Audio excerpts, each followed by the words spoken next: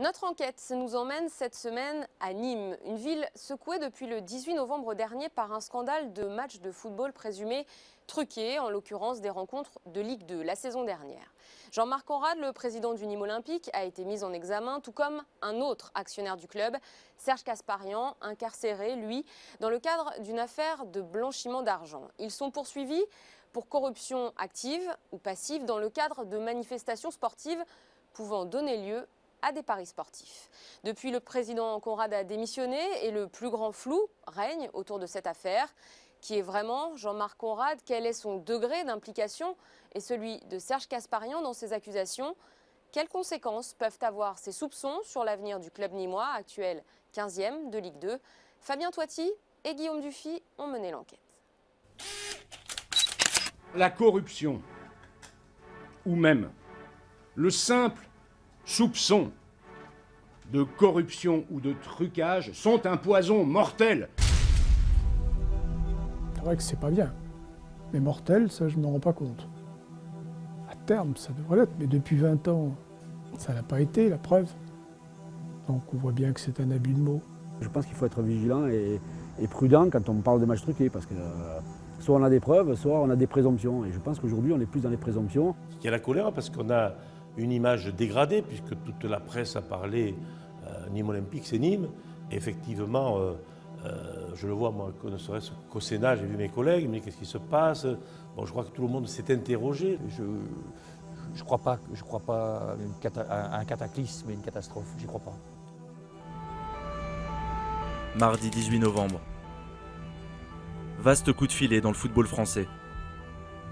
À Paris, Dijon, Caen, Nîmes et Bastia, les enquêteurs du service central des courses et jeux interpellent une dizaine d'individus. Des soupçons de corruption pèsent sur des matchs de Ligue 2 de la fin de saison dernière. Cette opération policière de grande envergure est une première depuis l'affaire OMVA en 93. Le Nîmes Olympique est au cœur du scandale. L'heure est grave pour ce club historique, menacé de perdre son statut professionnel, de disparaître des écrans du football français. Pour comprendre comment le club en est arrivé là aujourd'hui, revenons 2 mois plus tôt.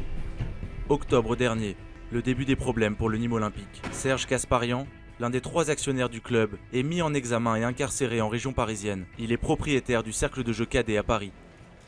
Les enquêteurs le soupçonnent de blanchir de l'argent. L'homme d'affaires détient avec Jean-Marc Conrad, l'autre personnage central de l'affaire, 51% des parts du club nîmois. En écoutant les conversations téléphoniques de Kasparian, ils s'aperçoivent que certains matchs de Ligue 2 de la saison passée ont peut-être été truqués. Une nouvelle enquête commence.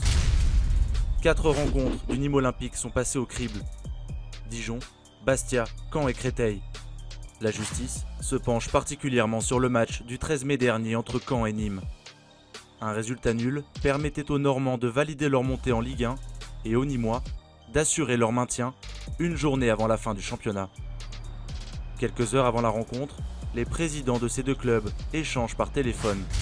Le Canard enchaîné a publié des extraits de ses écoutes. Toi, c'est un point aussi? Ouais, ils nous font un point, voilà. Bah, si on n'est pas trop con, hein. Dis-toi bien que le nouveau président de Nîmes, il est pas trop con. Il s'est même bonifié et amené un cadeau pour tout le monde. Le cadeau, dont parle Jean-Marc Conrad, 24 bouteilles de vin des Costières de Nîmes, distribuées après la rencontre, pour un montant de 144 €. La Ligue de football professionnel avait été alertée avant le match sur de possibles arrangements entre les 2 clubs. Anthony Briancon et Jonathan Parpex étaient dans le groupe nîmois lors des rencontres incriminées. Soi-disant, ils auraient truqué des matchs. Donc on se dit, ben voilà, quand on truque les matchs, il y a de l'argent qui est en jeu. Et qu'on n'arrive pas à gagner les 3 matchs, il faut le prouver. Il faut prouver ces choses-là. Généralement, quand on arrange des matchs, il y a victoire derrière. On n'entend aucune chose dans le vestiaire comme quoi le match est arrangé ou on doit lever le pied. Enfin voilà, quand on est jeune, on se bat pour essayer de donner le maximum sur un terrain. C'est déjà pas des valeurs qu'on nous inculque. Donc je pense que demain, s'il y a un dirigeant qui nous dit qu'il faut lever le pied, je pense que 100% des joueurs ne peuvent pas le faire. 20 novembre.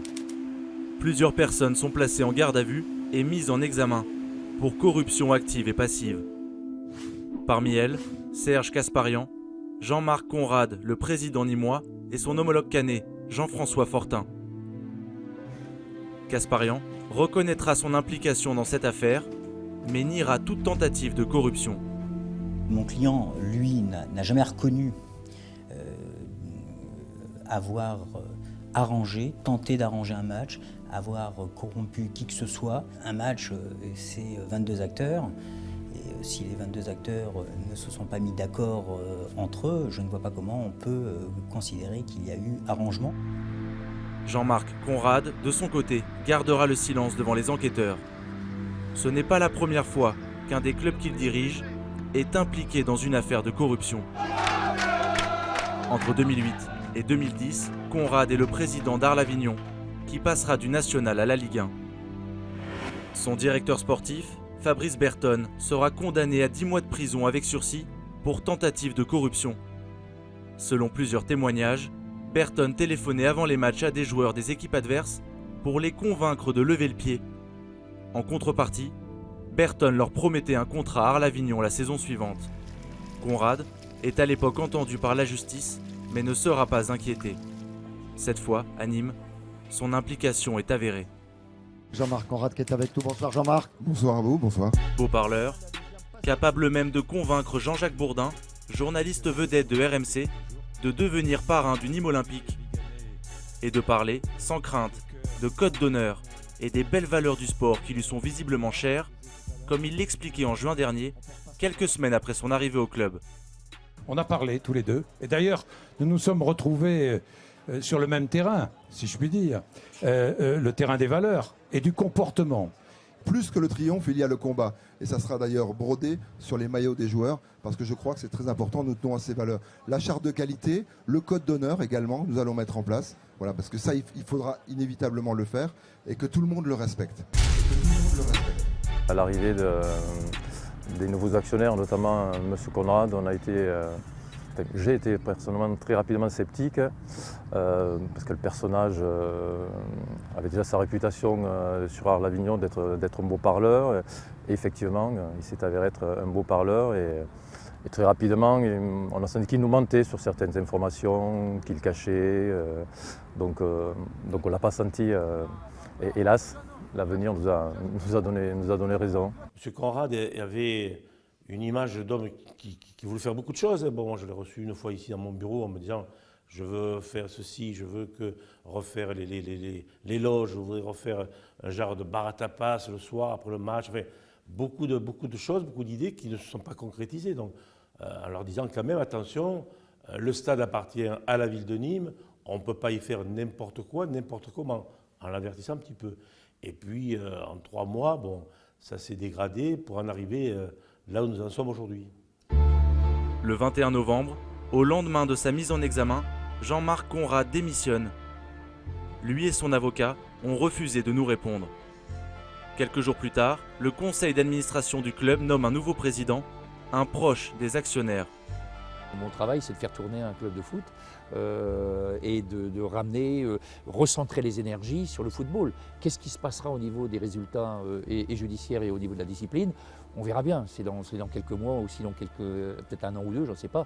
On verra bien à ce moment-là. Mais en attendant, on se concentre sur le football et ça, c'est pas compliqué. Hein, c'est de dire aux gens, séparons le club des affaires d'hommes. Avec tout ce qui s'est passé, on a pris un coup derrière la tête, mais maintenant... Voilà, mentalement, on doit relever la tête et essayer de faire la meilleure saison possible, malgré ces conditions qu'on connaît tous, mais c'est pas facile. La seule chose que j'ai dit aux joueurs, c'était que d'une part, on n'avait ni à commenter ni à juger, et que pour l'instant, étant donné qu'on n'avait ni les tenants ni les aboutissants, sur les jours qui allaient arriver, c'était rester concentré sur le match de Créteil qui arrivait le vendredi, qui était important pour nous, et de n'être concentré sur rien d'autre. Au fur et à mesure des journées, donc on en a su un petit peu plus. Et pour protéger un petit peu cette équipe qui est relativement jeune, la direction a décidé de mettre les entraînements toute la semaine à huis clos. Donc c'est ce que nous avons fait, c'est juste pour protéger les joueurs, parce qu'il y a eu un déballage médiatique, beaucoup de caméras ici, on pensait qu'on était le Paris Saint-Germain qui allait jouer un championnat de Ligue le soir.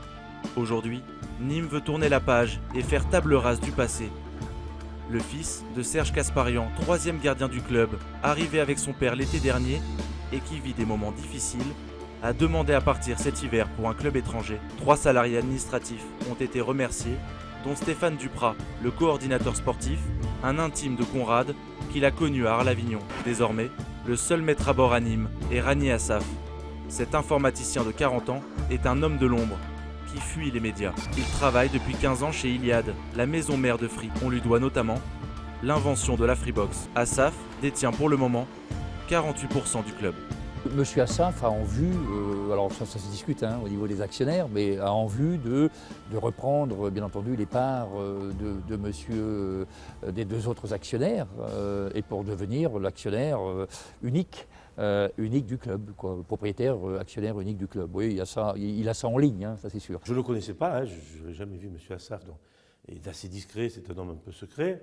Donc il est venu me voir, il m'a assuré effectivement que les financements qu'il avait mis, il les laissait, il referait même peut-être un tour de table si on le souhaitait. Il m'a révélé effectivement que M. Gasparian et M. Conrad avaient mis à tous les deux que 500 €, c'est quelque chose que j'ai découvert aussi. Selon nos informations, Serge Gasparian ne disposerait d'aucun compte bancaire à son nom en France. Lui et Jean-Marc Conrad devaient acheter 2 millions d'euros les 51% du club dans les 3 ans à venir. Pour financer cet achat, ils avaient prévu de vendre la Bastide, le centre d'entraînement. Autre bizarrerie, la présence depuis le début de saison sur le maillot nîmois du logo du cercle cadet. Conrad, ne parvenant pas à trouver de sponsor, aurait décidé, pour ne pas passer pour un incapable, de floquer le nom du cercle sur les maillots. Le club ne touchera pourtant pas 1 centime. Mais les enquêteurs cherchent actuellement à savoir si Gasparian s'est servi du Nîmes Olympique pour blanchir de l'argent provenant du cercle cadet. Quand vous obtenez beaucoup d'argent par le crime, la difficulté de l'obtenir, c'est de l'utiliser. C'est de l'argent sale. Alors il faut trouver des opérations qui vont blanchir cet argent sale et en faire de l'argent propre.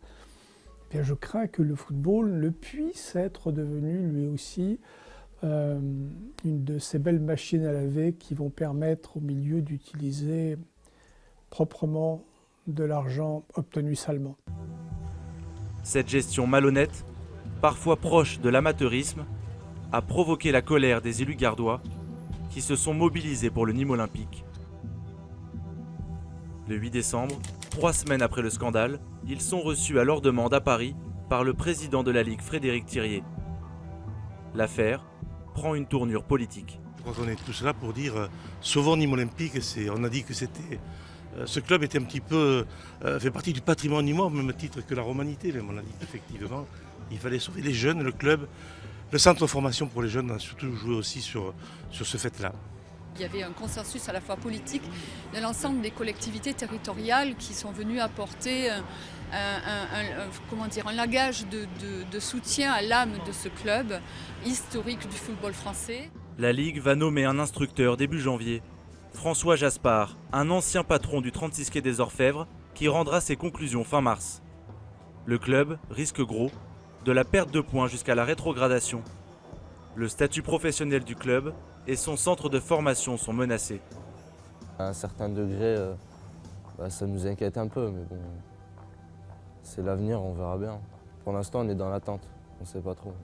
Sur le terrain, on montre que le club il vit encore et on montre que même les jeunes, on se donne à cœur joie de montrer que le Nîmes doit rester en vie. Pénalement, si les risques de corruption sont avérés, les 6 personnes mises en examen risquent jusqu'à 5 ans de prison et 75 000 € d'amende. Le problème, me semble-t-il, est toujours le même en cette matière, c'est la preuve. Et la preuve de quoi ? Je ne sais pas très bien, on parle beaucoup de corruption. Mais je me pose la question de savoir s'il y a vraiment une corruption. Qu'est-ce que c'est la corruption ? Qui est le corrupteur et qui est le corrompu dans l'affaire ? Si je me souviens bien, on dit que c'est un match arrangé. Est-ce qu'un match arrangé, c'est de la corruption ? Qui est le corrupteur entre, on suppose par exemple, on dit que le match est arrangé entre Nîmes et Caen. Mais ils ont tous les deux un intérêt à ce qu'il y ait un match nul. Ça les intéresse tous les deux, donc il n'y a pas de corruption. La corruption suppose un corrupteur et un corrompu. Ils sont tous les deux corrupteurs et tous les deux corrompus en quelque sorte. Et c'est un vrai problème. Apporter la preuve d'une corruption avérée est une difficulté majeure à laquelle se confronte le service des courses et jeux. C'est ce que nous a confié le commissaire divisionnaire en charge de l'affaire, qui nous a reçus exceptionnellement dans son bureau. La corruption, c'est de manipuler un match avec une contrepartie. Alors la contrepartie, ça peut être de s'arranger pour le bien des deux clubs qui sont concernés. L'un qui peut rester en seconde division, l'autre qui peut accéder en première.